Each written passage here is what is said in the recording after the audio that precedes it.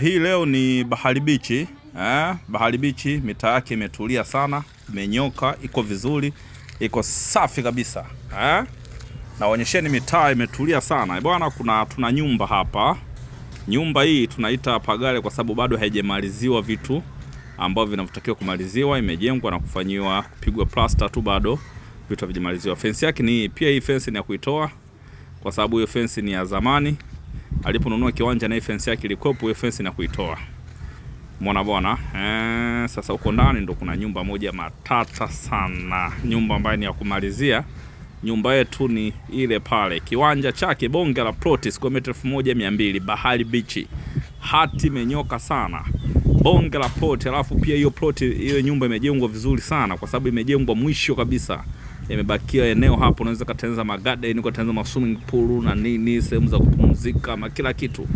Bahari Beach, nyumba moja nzuri sana. Alafu juu hiyo nyumba imepigwa kigae, lile bati la kigae, naba ya Kiafrika kwa wanayejua. Nyumba ni nzuri, imepigwa plaster kama hivi, safi kabisa. Ni issue tu ya kufanya finishing na kukamilisha kuweza kuhamia. Bei tunaiuza ni 1,520,000 mazungumzo. 1,520,000 mazungumzo. Hati menyoka sana sana sana. Bahari Beach, Bahari Beach. Nyumba ni nzuri sana sana, iko vizuri, iko safi kabisa. Vyumba vinne. Vyumba vinne. Nyumba ni nzuri sana sana sana. Na pia mtaa wake umetulia sana sana sana.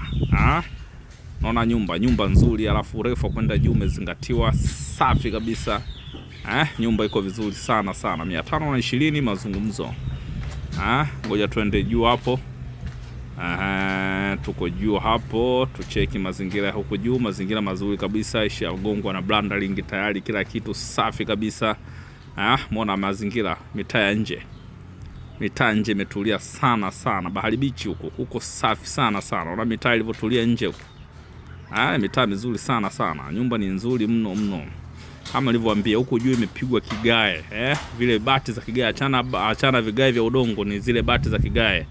Na baki Afrika hiyo. Nzuri sana. 520 mazungumzo. Nipigie simu Dar Ramos tumalize hii biashara haraka sana.